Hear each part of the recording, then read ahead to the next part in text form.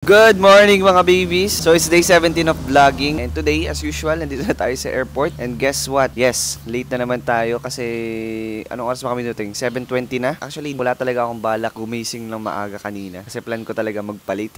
So late tayo by choice. Gusto kong lumabas or like magbiyahe pero hindi ko alam kung saan. Ayun na lang gagawin ko ngayon. Try natin mag-search kung saan magandang pumunta dito sa Bulacan.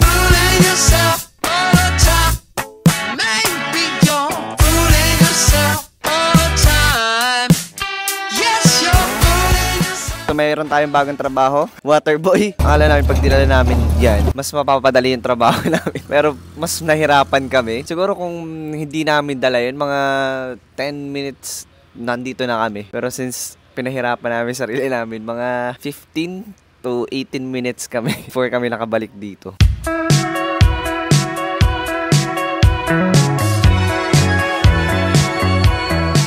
So, update, it's 12:30 PM. Hindi pa tayo nagla-lunch actually. Yung kaklase natin, again, kanina pa sila wala. Mga magto 2 hours na din. Pagdating nila, ang gagawin natin, kakain lang tayo ng lunch. Wala pa naman tayong work ngayon, kaya naglalaro muna yung mga kaklase natin ng COD. Sobrang intense ng labanan. Nagre-ready na for flight to aircraft natin. Tayo magre-release. Oh, sobrang init. So, nag-checklist na yung pilot natin. Tapos, ang gagawin natin, itong fire extinguisher, tatanggalin natin kapag ready to release na. Tsaka itong chucks.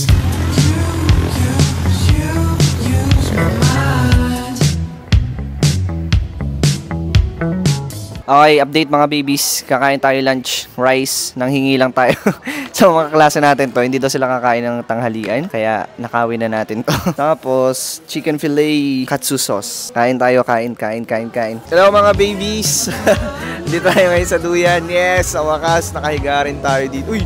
Nakahiga rin tayo dito. And actually, 4 PM na ngayon, pa 5 PM na naman. Kailangan pala natin bumili ng tubig kasi wala pa tayong tubig. So sana umabot kami. Okay, nandito na! Double time please, double time!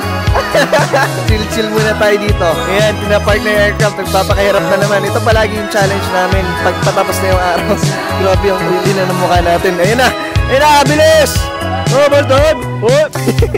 Grabe, ganito ka-chaotic palagi pag uwihan na. So, ayan, dito na din yung sa nating aircraft. Ang silaw ng araw! Papark na natin yan.